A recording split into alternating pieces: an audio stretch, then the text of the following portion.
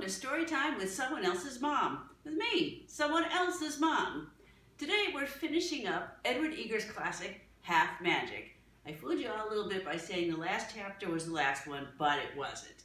Because there was an 8th chapter titled How It Began Again. So let's get to it. And it turned out there was one more wish after all. The last wish was Jane's alone, and she never really knew she made it.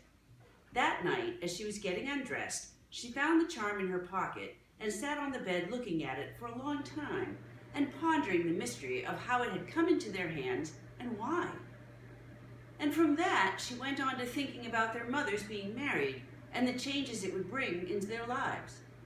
She was quite contented about everything.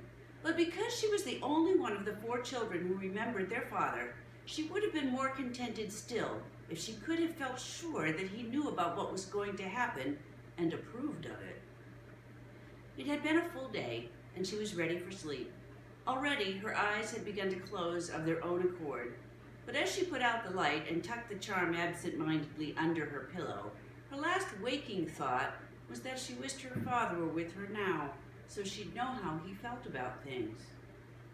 She wasn't worrying about the charm or working out the right fractions, as she wished, but because there was still this one small corner in Jane that wasn't completely happy, the charm relented and thawed out of its icy used-upness and granted the wish according to its well-known fashion.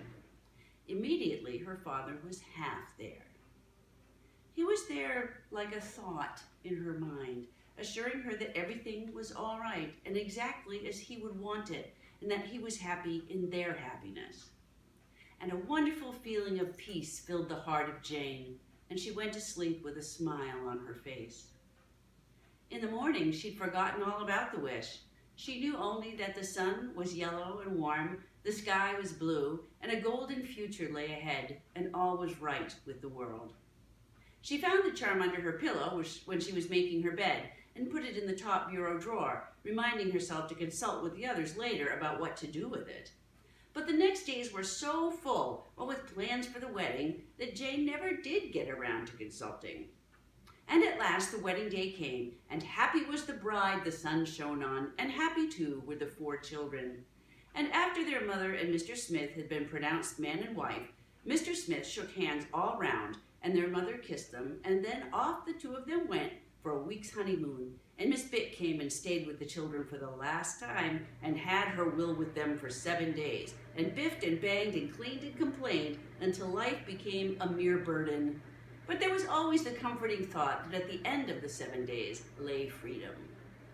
And the 7 days finally were over, and their mother and Mr. Smith returned, and the 4 children sang goodbye forever out of the upstairs window as Miss Bick took her departure for the last time. And it was then that their mother told them that Mr. Smith had taken a house on a lake for the rest of the summer, where it was real country all around, and yet it was near enough for him to drive into the bookshop every day.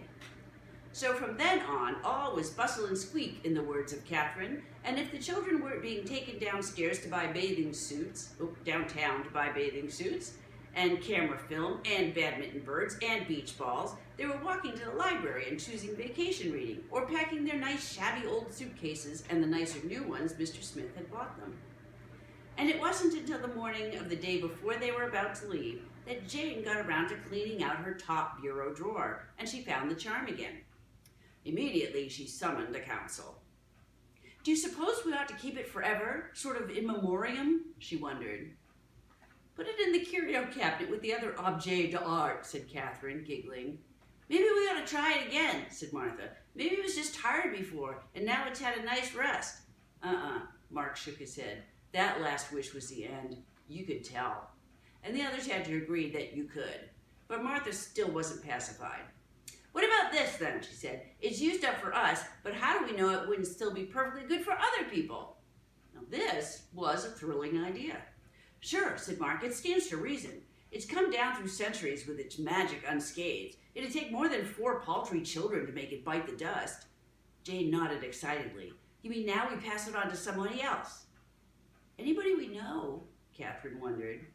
We could go around being sort of fairy godmothers and granting wishes, said Martha. Mark shook his head. That's no good. We'd just get so we wanted to tell everybody what to wish. It'd be sort of like trying to have the charm all over again, secondhand. I think that would kind of be against the rules.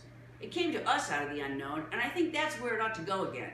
I think we ought to let some utter stranger find it, and then put it out of our minds forever. And the others had to agree that this did seem like the kind of noble conduct the charm would expect of them. So it was with feelings of a crusader-like righteousness that 5 minutes later, the 4 children got off a streetcar in a part of town they didn't know at all and stood looking around them. Lots of people walked past, but they were all grown-ups. And I think it has to be a child, said Mark. Most grown-ups wouldn't understand unless they're wonderful ones like Mr. Smith, and you don't find types like him on every street corner. At last, they saw a little girl headed their way. The little girl had a baby with her. The baby was very young and fat and just learning to walk and was exceedingly slow about it. As the little girl came nearer, the 4 children could see that her face, while pleasant, was tired and pale. She looks like she could do with some happiness, said Catherine. The others nodded. So Jane dropped the charm on the sidewalk in a place where it would glint in the sun and attract attention, and she and Mark and Catherine and Martha hid behind a rather scraggly privet hedge nearby and waited.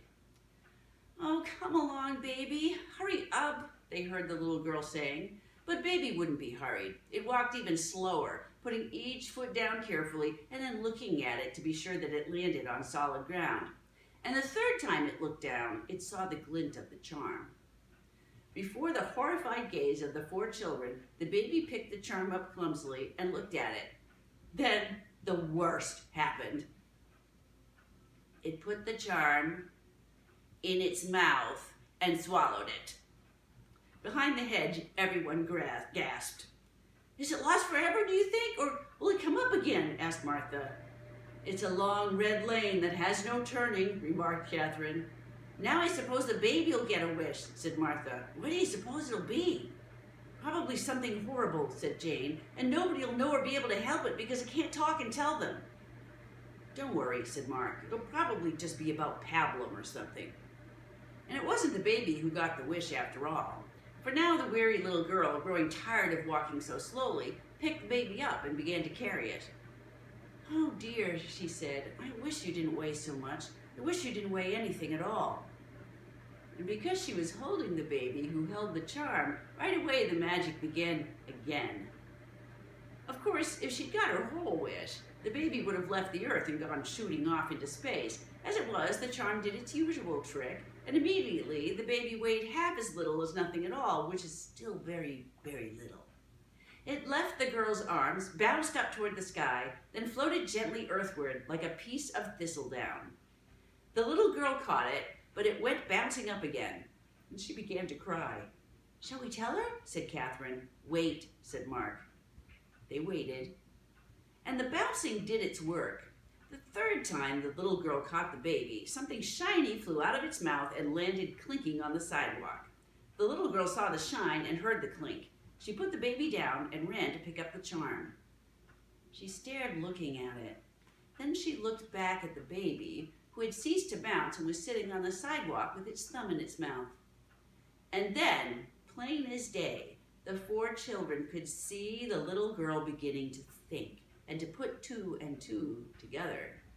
A look of wild wonder and excitement came over her face, the look of one who is about to make a magic wish. And it was then that Mark, ever strong-minded, dragged the others away. Oughtn't we tell her the secret, said Jane, about saying 2 times everything? Nobody told us, did they, said Mark. I don't think anyone's supposed to. He wouldn't even let the others look back as they boarded the streetcar. You never know. We might be turned into pillars of salt or something, he said. I don't think we're supposed to know anything about it. Something tells me. At least we know she'll be happy in the end, said Catherine. But Martha couldn't help wanting to know what was happening right now. When Mark wasn't watching her, she turned and looked. The little girl and the baby had vanished. On what wild errand of adventure, Martha could only guess. But she would never know. She would be left to wonder all the rest of her life. And she wondered something else, too. After they'd ridden a few blocks, she put it into words. Do you suppose we'll ever have any more magic adventures? She said. Maybe not big ones like these, but any at all? Just nice little safe ones, maybe? I wonder, said Jane. Mark and Catherine didn't say anything, but they were wondering too. But it was a long time before the children knew the answer. And that is the end of Half Magic, the first book in a series by Edward Eager. Next time, we'll start with chapter 1 of Magic by the Lake. I hope to see you then.